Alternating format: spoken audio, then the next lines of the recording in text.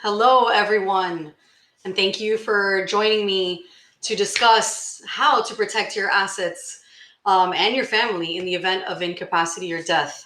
And I always tell people, education is the best way to prevent. So what you don't know could cost you thousands. All right, let's begin. Thank you all for coming today on time, and I appreciate it. So let's get started with a little bit about me. But not too much because you're not here to learn more about me, but more about estate planning. So I started this about 11 years ago when I graduated from law school, and I knew that I wanted to get into probate and estate planning, and that is not what I started wanting to go to law school for, but I'm glad I ended up in this. I landed the most important job in 2015, and that is mom. And I'm adding a new member to the family this year, so I'm looking forward to that. Here is a picture of my current family, except my niece is in there celebrating her birthday, but she's adorable. I would adopt her immediately. In 2006, I opened the doors of IVPA, and it was one of the best decisions of my life. I love what I do, and I love that I can help so many people. Part of what makes me a good attorney is that I educate my clients. I like making sure that people know what it is that's going on, the process, the step-by-step, what's next. And I do this in my everyday practice with my current clients. And I also do this in workshops and webinars and summits. And I'm constantly updating my clients in the law with newsletters, social media. So you'll see the links at the end of this webinar to follow us on social media. So when I say protect your assets in the event of incapacity or death, the question is whom are we protecting them from? Is it me? Is it your kids? Well, it's a lot of things. The first thing that I tell my clients is protecting it from the courts. If you don't have the right estate plan, your assets and family could be subject to decisions made by the courts, and we'll get into specifics a little bit later. Undeserving and estranged family members, the courts do not care if you do not have a relationship with someone. The law is the law is the law. So definitely one of those things to think about. Minor or not ripe beneficiaries. Just because a minor has turned 18 does not make them suited to receive certain assets and rights. So as parents, we have to parents and grandparents, we have to think, in terms of who our family is in specifics. Not every 18-year-old is as mature as the other. And last but not least, and this is only just a few things, but fees. Attorney's fees, court costs, CPAs, taxes, all these things can impact our family and our assets in the future. Don't feel bad. 74% of Americans who believe estate planning to be a confusing topic. And that's why I do these webinars, to make sure that we know. So you are not alone. Move to the next slide. Here we are. Hold on a second. It's not letting me. Here we are. So despite the COVID-19 pandemic, 2 out of 3 adults still do not have a will. And while there was a slightly greater number of people who said they have a will or another estate planning document since 2020, it's only a minimal increase of 2.5% since last year. And overall, the percentage is still down from 2017, which was about 33% in 2021 versus 42% in 2017. And here is, the percentage of Americans who were motivated by COVID-19, which is not a lot. 24% know that there's a greater need for estate planning. 65 don't even see a greater need and haven't taken further action. And only 11% understand that there's a greater need and have not taken action. So a lot of people are in this boat. It's important, and you're going to see why. But live like you're going to die, because you are, and I'm sorry to be the bearer of bad news, but it's something that you have to prepare for. So let's start. So one of the things that I want to go about are the 3 different areas of law that I practice. And the first is probate. Probate is a court case that you have to open to be able to distribute assets from someone who has died to their beneficiaries. And it looks a little bit like this. So, you have all the assets that come into this probate funnel, and then you have to do certain things in the middle, like pay probate costs, attorney's fees, court costs, executors, pay debts and taxes and appraiser fees and all these things. And then after all of that administrative stuff, that's when, you get to distribute for your assets to your beneficiaries. And the process is not necessarily complicated, but it's definitely tedious. So when you die, your beneficiaries have to open a court case and let the court know that you passed away. You can pass away testate or intestate. Testate means with a will, and intestate means without a will. If you created a will, it tells the court, this is the person that should be administering my estate, and these are my beneficiaries, and this is how much each of those beneficiaries is going to receive. It does not necessarily prevent opening a case, but it does make it a little bit clearer. So the first step is to appoint a personal representative. The personal representative is the person in charge of administering all these things, including marshaling assets, which means bringing in all the assets, so bank accounts, bringing it into the estate. If we have to sell property to be able to distribute to beneficiaries, selling the property, paying debts. If there were medical expenses or credit cards or Medicaid, all these debts have to be paid. And if there's any litigation, then the personal representative is usually the one in charge of suing on behalf of the estate or defending a lawsuit on behalf of the estate. Or if beneficiaries are fighting over who should be the heir or the heirs, that's another thing that's involved. And then after all of that is settled and done, which could take minimal 6 months on a really good day, no litigation, no debts, and upwards of years. One of the longest estates I had, well, it was opened in 2003, which was before I even thought of going to law school. And it was closed in 2020. So it was a 17-year-long battle between 14 beneficiaries. But after everything is resolved, and then you distribute assets. If you don't have a plan, then you have to ask, what is your plan? And many people say, oh, I don't have an estate plan, so I don't have a plan. I pressed the button prematurely. Sorry, wrong. You do have a plan. So your estate plan is actually created by the state of Florida, which has enacted several statutes that determine who your beneficiaries are, who should serve, what happens to spouses, what happens to children born out of wedlock, adopted people. All of these things have been thought out by the state of Florida. And the state of Florida has created a plan for what happens when you don't have your own estate plan. So the next thing I want to talk about is guardianship. And a guardianship case is a case where you ask the court to appoint someone to make decisions for someone else. There are two instances where this happens. The first, if it's a minor beneficiary. Actually, I'm going backwards here, but here. So a guardianship for a minor child. So if a minor child is either left without a parent because the parents have passed away or they have relinquished their rights to be a parent, then the court has to step in and appoint someone to be their natural guardian, right? So they're guardian of their person. This means that that person gets to take care of the child, gets to choose, where the child lives, where the child goes to school. And then the other reason to open up a minor guardianship is if the child, because of a death in the family or a lawsuit, receives a sum of money. And right now, as the law states, it's $15,000 and up, then a guardianship is needed for a minor child if they have a natural parent. If they don't have a natural parent, then you still need to open up a guardianship. So if there's a medical malpractice lawsuit, for example, because of something that happened to the child in a hospital, and or some parent dies and leaves a life insurance policy in the name of the minor child, then that minor child's other natural guardian or whoever is in charge of that child has to open up a guardianship to be able to manage the money for the child until the child becomes an adult, which as it stands here in Florida so far is 18 as of today.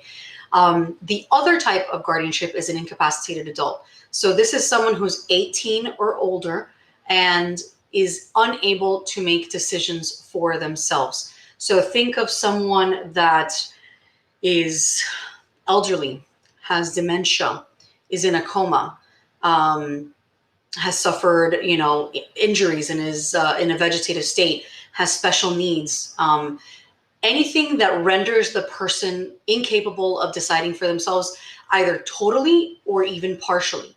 So let's go over that process. The first thing, and I'm going to go over more incapacitated adult than minor child, because minor child is mostly self-explanatory. So in an incapacitated adult, the first step is to determine incapacity. You can't appoint someone as a guardian for someone else unless they're actually incapacitated. So the court has to initiate these proceedings and have a group of doctors known as an examining committee members, go out and visit the purportedly incapacitated person, known as an AIP, allegedly incapacitated person. And they go and they examine the person for, it could be 5 minutes, it could be 30 minutes, it could be an hour. It really just depends on the level of incapacity that the doctors perceive. Then we have an incapacity hearing. Now, this person is appointed an attorney. And by the person, I mean the AIP, the person who's potentially incapacitated. They're appointed an attorney to represent their interests so that the court can make sure that due process is being followed. But in this incapacity hearing, the parties have a chance to say whether the person is incapacitated, whether to fight this incapacity. If it's a clear-cut incapacity, the judge tends to see that, and the examining committee members file reports saying this. So let's assume that the person was determined incapacitated and we are appointing a guardian. So who is appointed to make decisions? It's usually a family member, spouse, child, sibling, cousin. If the family can't decide, if there's litigation between the families, then the judge decides. And the judge has to go by the statutes of Florida unless there's a document that says this is who I want. So assuming that there's no document that the person has previously executed while they have capacity, the judge has to go through the statutes of the state of Florida. So right now, any resident who is 18 years or older is qualified. If it's a non-resident, then there has to be a series of steps followed. And when the court considers who should be appointed, the court can appoint any person who is fit and proper, whether related to the ward. Now, the court can give preference to certain people, as you'll see there in A through D, but really the court doesn't have to. The court can appoint whoever it believes is in the AIP's best interest. And that is incredibly scary for most people. The court really doesn't know what your family's like. So let's say the court has picked someone and, we've appointed a guardian. After the guardian has been appointed, this case doesn't really end until that person's incapacity ends. So when it's a minor child, it's easy. It's 18 years old. Easy in the sense that it's not a case that's going to last forever. But if it's an incapacitated adult, and that adult's in their 20s, 30s, 40s, 50s, this is a case that can last anywhere between, a couple years and their lifetime. So as soon as the incapacity goes away, then that's when the case ends. And in the meantime, there are annual requirements that have to be fulfilled, like letting the court know what went into the account and what didn't. That's called an annual accounting. Letting the court know where the person is going to be for the duration of the year, what doctors are they going to see, what medicine are they going to take, what kind of hurricane preparedness plans. So here's a few fun facts about guardianship. This means 2 cases that your loved one must open. So remember when I told you that they had to be determined incapacitated? Well, the first case is a mental health case. That's to determine the incapacity. And the second case is a guardianship case. So unfortunately, that means more fees for the family. As I mentioned before, the court appoints whoever it believes is in your best interest. Does the court know your personal family life? I mean, maybe they'll know mine because I'm always there, but honestly, no. All of your assets get placed into a guardianship account and are under the purview of the court. When your guardian needs to use a penny, they have to ask the court for permission, which means that whoever's appointed guardian has to ask their attorney. And by the way, they do have to be represented by an attorney. This is not something that you can do on your own. So they have to ask the attorney, I need to pay this expense. Can you get the court's permission? And this is more fees that have to be incurred. And last, but certainly, well, actually not last, but very important, it's public. So your assets, who's appointed, anything that's going on in the case, including litigation, all of that is public. It's easily searchable. The mental health case is confidential, but once the person has been adjudicated incapacitated and a guardianship has been opened, it's public. Anyone can see it. And like I said, it ends when the incapacity ends. So this could be a long time of paying fees, and there may not be enough money for, which is really what we save up for, right? Is to make sure that when we're going to be in that stage where we are possibly incapacitated, we have the funds to be able to care for ourselves, to hire nurses, to live in a fancy ALF. And how much does it cost? Well, guardianship work is hourly based, so it just depends on the attorney that you hire. It could be $5,000. It could be several hundreds of thousands, depending if there's litigation or not. I've seen cases go up in the hundreds of thousands because there's litigation between the family members. So not fun. I know I said fun, but definitely scary. So I want to give you some examples because I learn best when I hear stories. I mean, I think that's just, for me, it's just the easiest way to really comprehend something. So I wanted to tell you a few stories, and hopefully we'll have enough time. So let's talk about a guardianship that I had a while back. Obviously I have to change the names because I have to protect my client's confidentiality, but my client was an estate planning client. I had prepared a few documents for her, including some of the ones that we're going to talk about today. But she was in her late 80s. Adorable. Let's call her Betsy. And I really loved her. And she came to see me. We created these documents. And then I was in the process of looking something up on the records. And I find out that there is a mental health case opened for her. And that's the case that someone is trying to determine her incapacitated to take over her assets and her person to be guardian. And I'm like, whoa, she's not incapacitated. What's going on here? So I investigate a little bit further, and it's her adult child is trying to determine her incapacitated. And I know for a fact that she's not incapacitated. Part of the process that I take when I start an estate plan for someone is I test their incapacity, whether they're 90 years old or 30 years old. I have to do that test. And I take detailed notes to make sure that my records are accurate.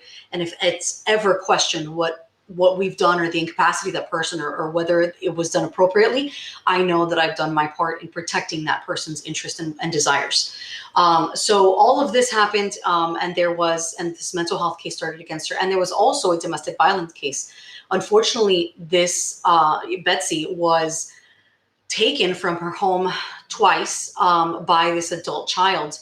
And the second time, the adult child dragged Betsy out of her house and scraping both her knees and placed her in a mental facility against her will.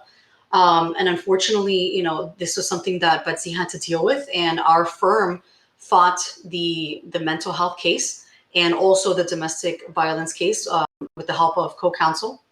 And we won. We obtained a restraining order against the adult child. And we asked the court to dismiss the guardianship in its entirety. First, because she was not incapacitated and the doctor's reports came back that way. And second, because she had already executed these documents that named someone else, not the adult child, to manage her care for her in the event that she became incapacitated. So when that happens and you have these documents already prepared, the court says, well, we have to defer to the documents unless the documents were procured by fraud or the person that's named in there is doing something fraudulent against that person. But it was a scary and long road. I mean, the case lasted, I'd have to say, maybe about 5 to 6 months. And that, it may not seem like a lot, but when you're the person going through it, those 6 months are hell. So I'm just happy that we got that resolved for her. And that was through COVID. So there were a lot of hoops to jump through, but we got it done for her. Another case that I wanted to talk about is a probate case. I represented a gentleman, and he lost his wife. And so, it's simple. He lost his wife. There were 2 kids from a prior relationship that the wife had. So there was no will. The law is simple. It's half to the husband, half to the previous children. So we filed our petition saying, this is what there is. This is a house. And I think maybe there's a simple bank account. And half would go to the husband and half would go to the stepchildren. Well, the stepchildren filed an objection to my petition and stated that the husband and the wife were not actually husband and wife. And this threw me for a curve. I said, what's going on? He's like, I have no idea. So of course I started investigating, and we soon realized after a short search of marital records that the certificate of marriage had been applied for, but never returned. And here in the state of Florida, there are certain requirements that you need to fulfill to be recognized as a legally married couple. We fought it. I obtained co-counsel again because, estate planning and family, very related, but I do not specialize in family. That's why I go to professionals to help me. So with the help of co-counsel, we did our research. We found the law, we found case law, and we tried to explain to the court how this person fulfilled these requirements in essence. Unfortunately, it wasn't enough for the court to say, yes, he actually was married to the deceased spouse, and the court ruled against him. And that meant he received 0. Florida does not technically now recognize common law marriage. It does recognize common law marriages that were initiated before January 1st, 1968, but most people have not been together that long. And this couple was together for about 26 years, married, because I have to now put it in quotes, for about 13. But he got nothing. He got evicted from his home that he had poured money into, after she had passed away to do some repairs. And he got his car was not even his, it was hers, and he got nothing. He got the boot. If this could have easily been prevented, and I'm going to go into how, but it's a sad day when, you think you're married to someone and you're going to inherit from them, and this doesn't actually happen. And one of the last things that I wanted to say is, if you think that for purposes of guardianship, right, if you think that you can only be incapacitated as an adult, and when I say adult, I guess I'm aging myself here, but like older adults, like 70, 80, 90 years old, you're absolutely wrong. This past year, actually over the last 6 months, we initiated a guardianship for a 31-year-old woman. And she was left brain dead due to the effects of COVID, which to me obviously scared me because I'm in my 30s and I've been avoiding the plague like a plague, right? But even though there was no litigation between the parents, this guardianship could have been avoided. And it's something that a lot of young people don't think about. So part of my goal for 2021 is to educate the younger generation in doing their estate plan. So how does my family avoid that hot mess? Yeah, that was a hot mess. By creating an effective estate plan. So a lot of people hear the words estate plan and don't really understand all that it encompasses. It's not just one document. It's a series of documents. And these series of documents have your wishes and desires on them. It says, if something happens to me, or when something happens to me, because if goes to incapacity, but when goes to death. As far as I'm concerned, nobody has escaped that yet. So if and when something happens to me, this is what I want to happen. These are the people that I want in place to make decisions for me in the event of my incapacity. So what kind of decisions is it that we're talking about? So the first one we'd like to talk about is who. If something happens to me, I'm in the hospital, I'm in an accident, whatever it is that leaves you incapable of making a decision for yourself, this is the person that should be making a decision, or these are the people that should be making a decision. The next is a what question. What kind of decisions can be made? That means, do I want to be intubated? Do I want to be resuscitated? If I'm pregnant, what happens to the fetus? If I pass away, do I donate my organs? All of those decisions are encompassed in the living will, and the medical who is encompasses by creating that designation of healthcare surrogate, and we'll get into that now. The other decision that you can think about is financial. So think about if you have a mortgage, who's going to pay that? If you have bills, if you need to run a business, if you need to sell a property to pay for your care, that needs to be written down as far as who can make the decisions and what kind of decisions they can make, and that is reflected in a power of attorney. Those 3 documents altogether are called advance directives. So those are the documents that you prepare during your lifetime to name someone to make these decisions for you. Now, when you pass away, there are 2 types of documents that are prepared generally. The first is a last will and testament. And this is the document that most people are familiar with. It says, this is who's going to receive my assets, this is who's going to open up the case, and that's it. The other type of decision-making is a legacy, and that's usually done by a living trust, and we'll get into that. Oops, I went too far. So the healthcare surrogate, you can name more than one person to make medical decisions. If you do name more than one person at the same time, you have to say whether they can decide whichever one is present, or whether it has to be a joint decision, which is important when considering who to name. The living will, this goes to life prolonging measures, like I stated, burial, cremation. I've had some pretty interesting living wills created. To me, this is one of the most personal documents because you can really get into the exact care. I mean, I've had people create very simple living wills, just straightforward. And then a nurse comes across my office and says, I have 3 pages of instructions because I know what can happen in a hospital. I want to be turned every 3 hours. I want to make sure that the doctor does not mix this medication with this other medication. And I have no idea what half the things she's put on here are, but it's not my job to know. It's my job to make sure that her wishes are followed. So we incorporated all of this into her living will.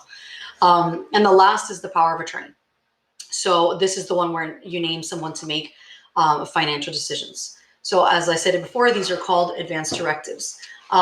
They can be modified or revoked. So if you change your mind as to who should be the person making these decisions, you can do that. And in order to modify them or revoke them, you have to have capacity. So you have to have the same amount of capacity that you needed to create them then as you need to modify or revoke them. One of the interesting distinctions is validity versus effective date. So validity means whether the document is a valid document, whether it's going to be recognized by the world. And effectiveness is when can it be used. So the healthcare surrogate is valid the day you sign it, but effective if and when you're incapacitated. This means if you go to the hospital and the hospital asks you the doctor asks you a question, and it's asking you for what you want as far as your care. If you are able to respond and you have capacity, the doctor's going to listen to you. But if you are non-responsive, or if your response doesn't make sense because of that incapacity that you have, whether it's dementia or some sort of mental illness, at that point, then your healthcare surrogate designation takes effect, and that person or those people that you've listed to make decisions for you start making those decisions. The power of attorney does not so much work like that. The power of attorney is both valid and effective the day that it is signed. The power of attorney does not care if you're incapacitated. It's going to name that person as the agent. That's the name of the person that you name. And that person is going to have power under your power of attorney to do whatever it is that you list in that power of attorney. If it is not listed in the power of attorney, that person cannot perform that particular action. I mean, it can be as simple as opening up a bank account, getting mail from the post office, or as complicated and detailed as selling a property or running a business, or dealing with the IRS. So something important to consider is who you're naming to make these decisions. And if you're naming someone in your power of attorney, just keep in mind that that person can technically manage your assets right away. Not that that's the point of it, right? And the point of these documents is to avoid a guardianship, but something definitely to keep in mind. Make sure that person is trustworthy. Does that person understand your wishes? Do they have money problems? We want to make sure that if someone's managing your money, that it's someone that is not having problems by themselves with their money. Make sure that they're not in bankruptcy currently. It's okay if they had bankruptcy before and they've learned their lesson, but you're the expert in that. My job is to tell you the information, and your job is really the hard part, is making these decisions. So with these advanced directives, you can really minimize the chance that you'll end up in a guardianship. And I say minimize and not completely avoid, because there's always a chance that something happens. Maybe everyone you've named in these documents has passed away or are incapacitated themselves. Maybe the people that you've chosen are going against you, and you'll still need a guardianship. But the point is that they really do minimize the chances of those things happening. And we make sure we name quite a few people in these documents, is to make sure that you don't end up in a guardianship. So let's talk about dying. Sorry. All right. So the last will and testament. So as I stated, this is a document where you get to name a personal representative. Here in Florida, it's called a personal representative. I like to say PR because I get tongue twisted every time I have to say that 1,000 times. In other states, they are referred to as administrators or executors. It all means the same thing. It's the person that has to let the court know that you died and manage the assets and bring them in and do whatever we need to do, pay debts, and then distribute them to their beneficiaries. And then the other document that we prepare is a trust, or a living trust, or a revocable trust. There are many names and also many different types of trusts, but this is usually the most common. A trust is a fiduciary agreement, and it allows a third person to hold assets for the benefit of the beneficiaries of that trust. In other words, it's a document that you can create that has instructions on how to manage the assets that are encompassed by this trust. So when I meet with clients, I use I don't know why I chose a box. Some people choose a pool. I don't know. It was just easier, probably because I do this. But a trust is a document, and this document controls what's in this box, right? And I call this the trust box. It controls what goes into the box right now, and there are certain assets that should be placed inside of the trust when you're alive, and assets that are going to go into the trust as a result of you dying. For example, a life insurance policy. You can't really get the life insurance policy if you haven't died, because it's insurance on your life. So the life needs to end, right? So this trust document says, while I'm alive, this is what happens to the assets that are inside of this box. And when I pass away, this is what happens to the items that are inside of this box and whatever's going to come into this box. Now, when we do a joint trust between a husband and wife, you can say exactly what happens when one of the two pass away and when both of the two pass away. We represent a lot of blended families, and sometimes people want to create a distribution upon the death of spouse one and then upon the death of spouse two. I had one a few years ago where he was a huge Harley Davidson fan, and he had a gorgeous bike. I think it was it was a beautiful red Harley Davidson bike. I can definitely picture it. And when the husband passed away, even though this wasn't a blended family, the husband loved his son-in-law. And he said, when I pass away, if I pass away first, or if I pass away second, doesn't matter, I want my Harley Davidson bike to go to my son-in-law. And so that was a distribution that was made upon the death of one of the people. So there are certain similarities and differences between these two documents. They can both be modified or revoked as long as you're alive, of course, and you have to have capacity as well. If it's a trust that's joint, like I was mentioning before, between a husband and wife, or a wife and a wife, or a husband and husband, then both of these individuals must agree to modify the trust.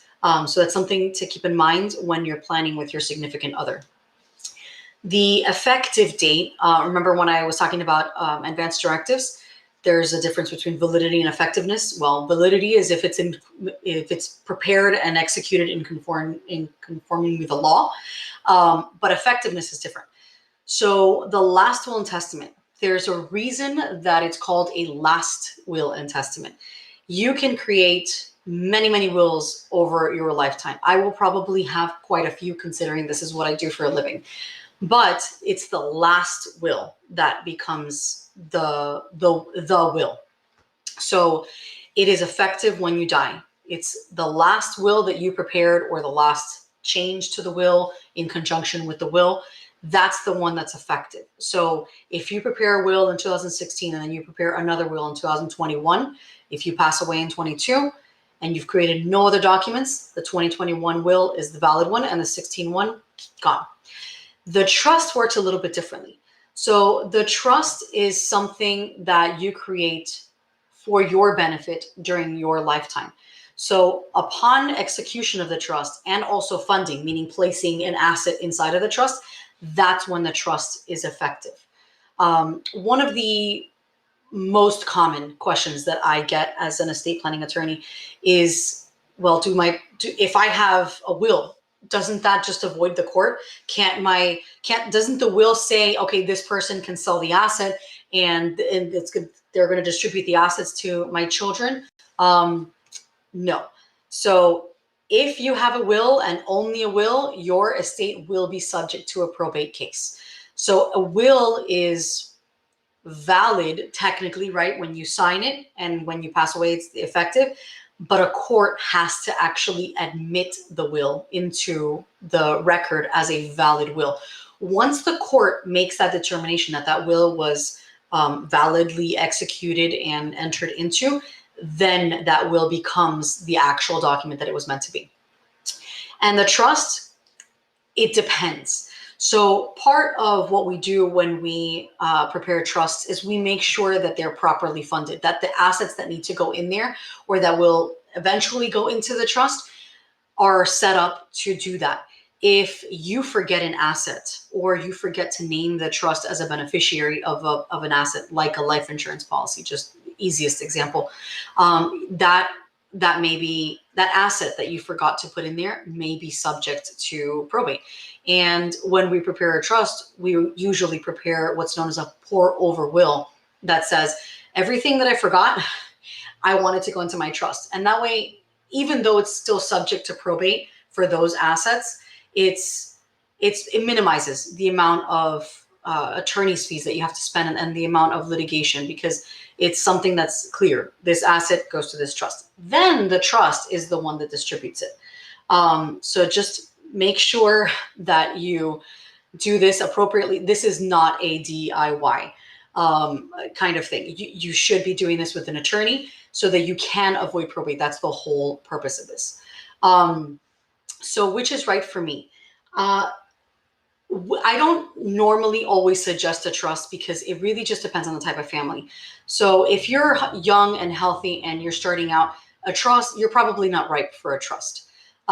Depending on the size of your estate, and you can use other transfer methods. And by that I mean, you can name payable on death beneficiaries. In pension plans and life insurance, make sure that the beneficiaries are named, and then you have contingent beneficiaries. Just because you name one person, nobody has a crystal ball. You have no idea if they're going to pass away before you or not. So you have to make sure that that's done as well. If you don't have minor children or pets, again, a will may be perfect for you. If you have the type of estate where you want the court to have oversight because maybe there's no one in your family that you trust to be the personal representative, or you want, the court to see what's going on, that's a time to use a will. If you are, what is it called? A fortune teller, and you know exactly what the fortune will bring, then definitely use a will because you have nothing to worry about. I know I can be funny or sarcastic. Please take it the right way. So which is right for me as far as a trust? So if you have a more substantial estate size, several properties, hundreds of thousands in investment accounts, bank accounts, wherever, that tends to be when I suggest a trust with regard to just estate size. If you have minor children and you want to make sure that because you're going to be deceased, they do not have to be subject to the court, both in probate, because if they're minor, it's going to have to go through probate if you don't have a trust. And remember when I was talking about minor guardianships, if you have a will, that will doesn't necessarily avoid having to open up a minor guardianship to control their assets. And then they get the assets when they're 18, which for me, not okay. So like I said, when you want to bypass probate, as you can imagine, when we open probate and guardianship cases, it costs money. And, we do this most of the time on an hourly basis. And when it's flat fee, it tends to be a higher flat fee because certain things can happen. So the attorneys charge for opening cases and for the work. And if there's litigation, even more. And the court also charges costs. So that's definitely something to avoid. There's a saying in Spanish that says, cuentas claras evitan problema. So roughly translated, it's a clear bill avoids problems. Pretty much, if it's on paper and it's been done executed and created validly, this can reduce the estate litigation. And I say reduce and not avoid, because when someone asks me, well, can they sue? My answer is, and as an attorney, I'm very careful when I say always and never, but always, yes, anyone can always sue. All they need is paper and either a computer and print it out, or a pencil or pen, a writing mechanism, right? And they can file a lawsuit against something. Now, whether that lawsuit is valid or not, that's up to the court to decide and up to the law. So it does reduce the risk of estate litigation. A lot of people tend to respect an estate plan when prepared by an attorney, and especially if someone's going to litigate against an estate, they'll seek counsel first. And if that attorney that they're sitting with reviews the documents and sees, okay, these documents were prepared by an attorney, was the person incapacitated when they signed this document? No, this probably isn't a good case. I wouldn't sue. That can be part of what reduces the estate litigation. Privacy. So many people don't realize that when you don't have a trust and you just have a will or don't have a will, all of this is in the purview of the public. Everyone can see it. Anyone can go to Miami-Dade.clerk or whatever clerk's office for whatever county you're in and look up all of these cases and everything that's happened and the assets that are subject to this and the beneficiaries. So if you wish to have privacy, a trust is private. The first person that comes to mind is Aretha Franklin. Aretha Franklin died without a will, died without a trust. And so the fighting in her family and the assets that are subject to this litigation are all public. So we all know. You'd think that the more money that people have, the more inclined they are to estate plan. But unfortunately, that's not true. Many families, and I have a statistic in my mind, it's 10% of families with an income over $150,000 have estate plans. That's 90% of people with a gross income of 150 or more don't have an estate plan. So just because you are wealthy doesn't mean you have a plan, but you should. And last but not least, fur babies. Yes, we do care about our fur babies. And you can include them in your trusts. We have prepared pet trusts for all sorts of pets and animals. And, you leave someone in charge of the money to care for this pet and also the pet. So that's also something to think about if you are choosing whether to have a trust or not. Just really quickly, a trust holds assets. And like I said, it can hold the assets while you're alive. And also it can come into the trust when you've passed away. So these are just a few of the assets that it can hold. And the trust really goes into detail and specifies exactly how to manage each one of these assets while you're alive. And while you're alive, usually it's for you, right? And after you pass away. And the most important part is without court intervention. There's a reason that we create a trust And it's to be able to meet your particular family's individual needs. Not every family is the same. Not all assets are the same. So not every trust is the same. And you want to make sure that it really reflects what you and your family want. There are three people to consider in a trust. The first is the grantor. You are the grantor, right? You're the person that's putting the assets into this vehicle, or putting your desires into this vehicle that's going to control assets later on. And you're the person that's giving, right? Granting. Then there are the beneficiaries. During your lifetime, the beneficiaries are yourself. If it's a joint trust, it could be you and your spouse.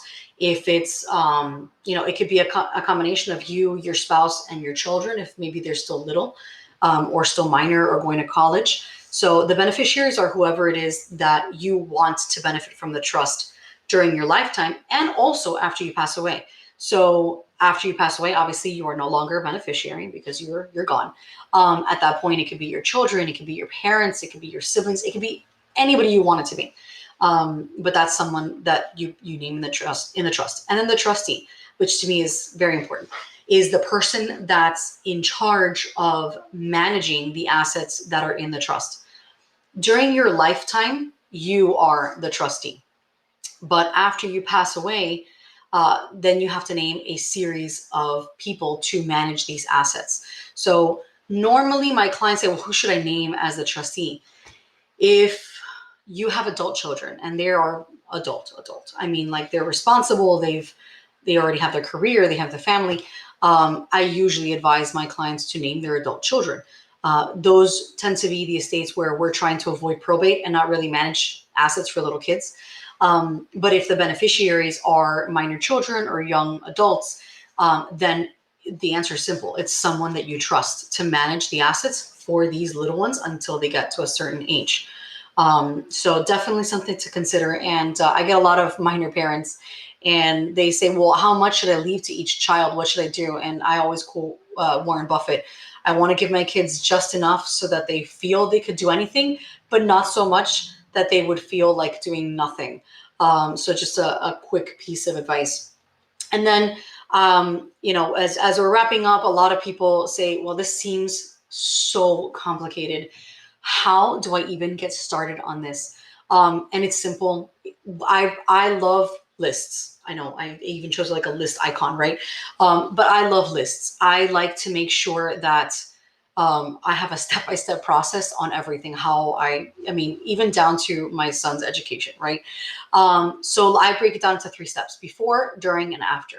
So the first thing you should do is inventory your assets. It's as simple as grabbing a piece of paper and a pen and saying, I have a house, I have this bank account here, I have this bank account there, I have this life insurance policy. Just a quick and simple inventory of your assets. And then if there are documentations that goes with the assets that you've listed, then include that paperwork. So if you have a house, the deed, and if you can't find it, we'll help. Again, that's public record. Unless it's a very, very old purchase, then that tends to be a little bit more difficult. But it's always something we can find. If you have a life insurance, the life insurance policy. If you have a bank account, there are certain documents that you sign in the beginning, and you may or may not have listed a payable on death beneficiary. So knowing what you've done is very important. Identifying your goals, knowing what it is that you're doing in terms of estate planning. Are you a young person and you just want to make sure that if something happens to you, your parents can make decisions? Or are you planning to leave something for your grandchildren and the grandchildren are minor and you want to make sure the money is not all used up by the time they're 18? So knowing where you are in life, and if you don't have your goals right away, that's something that I help my clients brainstorm, because it's not always something that we think about. Finding the right estate planning attorney.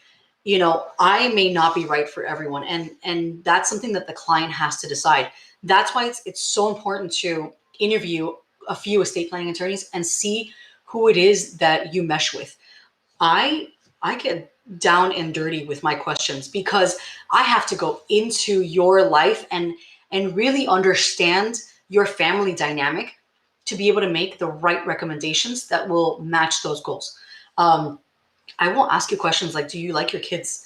How do they do drugs? Do they manage money? Do they shove the money under the mattress and they're super responsible. Do you like your parents? Do you need your parent?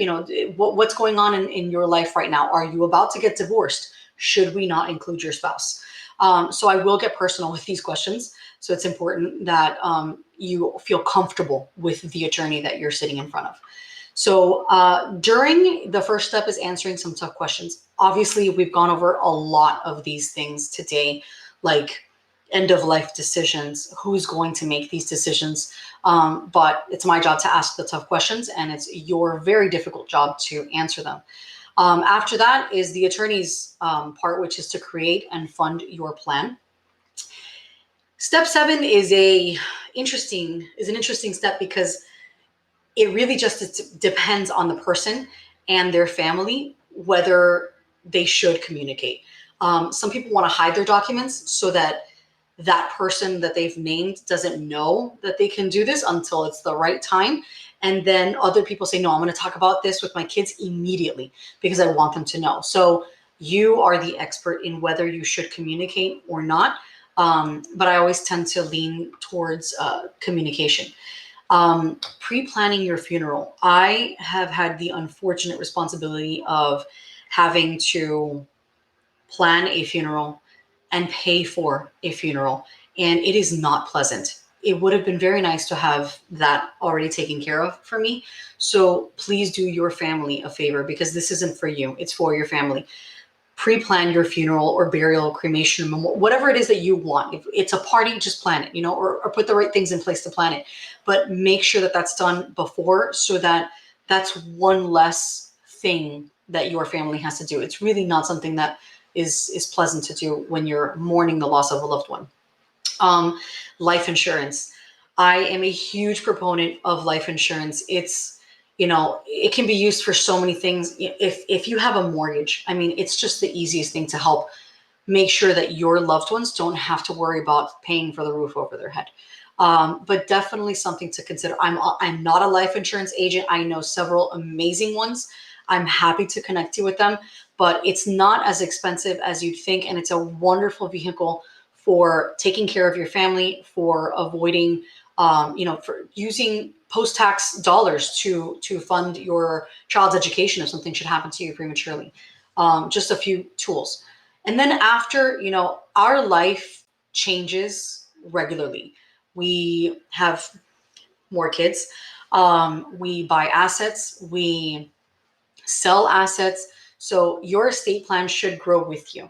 Obviously, if you're in your 80s and 90s, and I do have a few clients in their hundreds, those plans will probably not be updated as often. But if you're in your 20s, 30s, 40s, 50s, 60s, the chance for you, the chance that you need to update your plan is probably greater than that.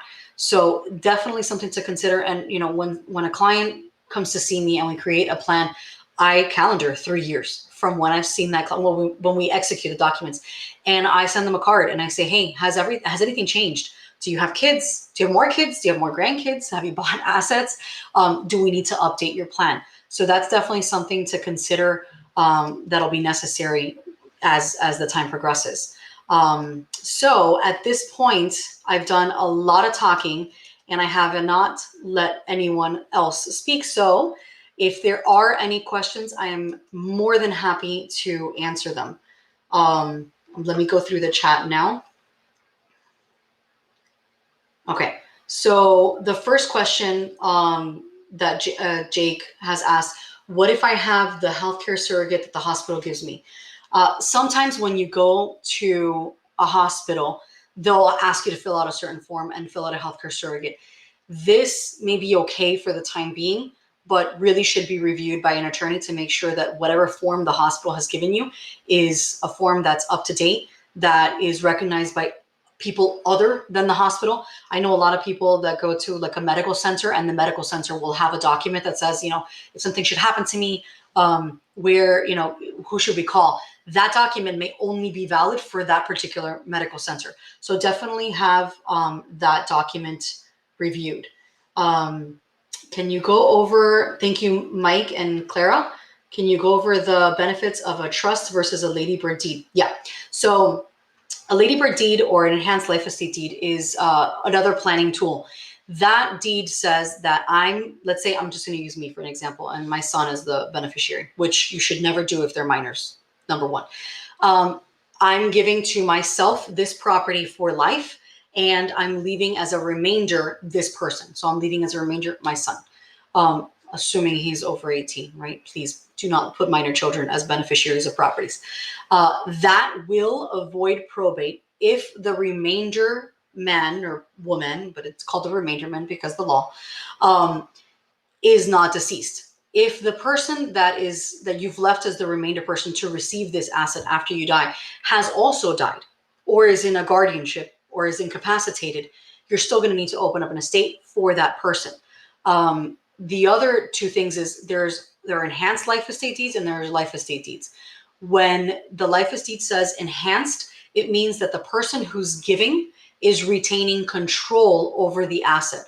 In other words, the remainderman does not have a vested interest in the property. So the person that's giving, let's say myself for now, can mortgage the property, sell the property, burn the property, do whatever you want with the property without having the consent or without needing the consent in writing or anything by the remainderman. So it is a good tool. It just depends on the situation, which is why when I have an estate planning conference with someone, I always obtain their family dynamic, their assets and their goals, and then we can decide whether the life estate deed is right for that family or not.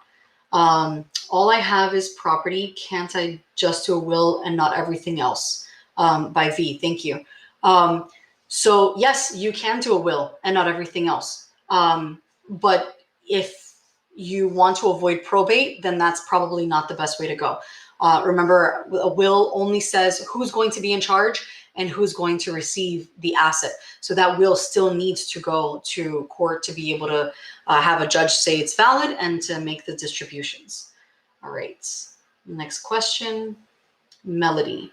What if I created a POA and now I don't want them to be my agent? So if your agent has been behaving badly, or you no longer have a relationship with your agent, you can absolutely revoke that power of attorney. So one of the documents that we prepared for several clients in the past has been a revocation of a power of attorney. You can either revoke the previous POA by creating that revocation or by creating a new power of attorney.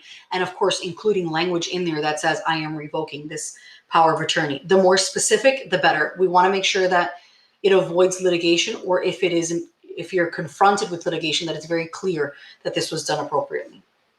So thank you for that. Can these documents be signed and witnessed electronically? Yes. Okay. So yes, after July 1st of last year, thank God.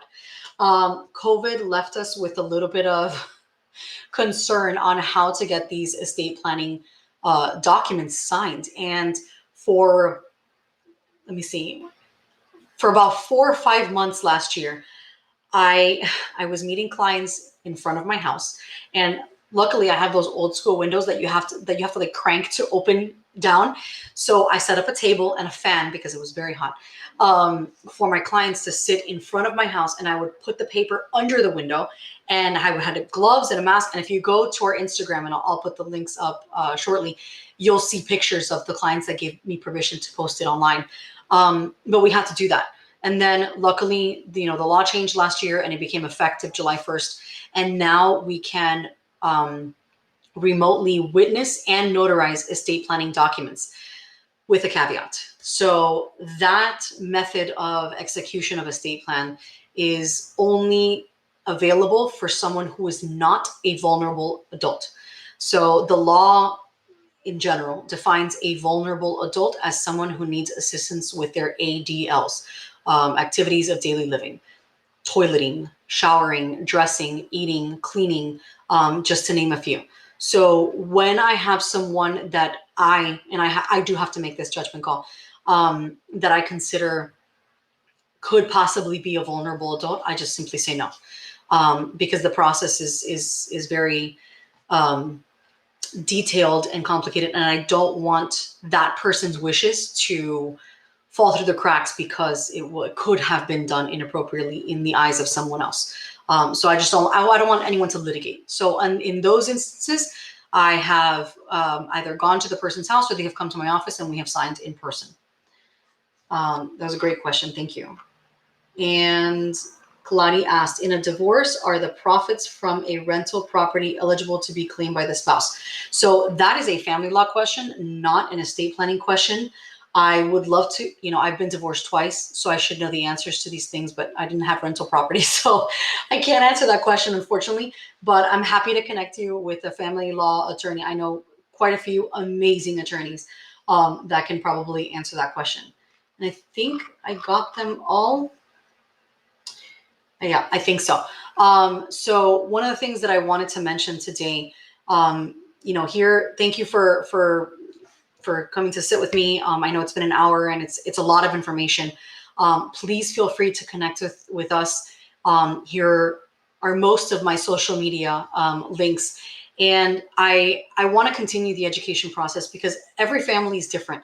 And every family has different goals and different dynamics and different assets, and it's a different strategy for each one. So I invite you all to schedule a consultation. And for anyone who has sat with me today, I apologize. It's been an entire hour, but I'm sorry, not sorry. But please feel free to schedule a consultation. And anyone who's sat with me today will receive a half off of the initial consult. We do charge for our consultations. We do give you a ton of information, and we actually analyze your particular situation to give you the options that you need. And for the most part, we apply that consultation fee to the services anyway. So you're not really losing much. But anyone who wants to schedule a consult by viewing this webinar, just mention, how to protect your family webinar, and you'll get half off of the consultation. Which is usually anywhere between 150 to 200, depending on whether it's a litigation case or not. So thank you all so much. I've enjoyed my time. I hope you were not bored, because that's the last thing that I want. And I try to make it fun with my memes and everything. But please connect with us on social media, comment on our stuff, ask me questions. That's why I'm here. And thank you again. It's been, an honor and a pleasure to educate you on estate planning, death and dying, and how to avoid having to pay attorneys too much money, right?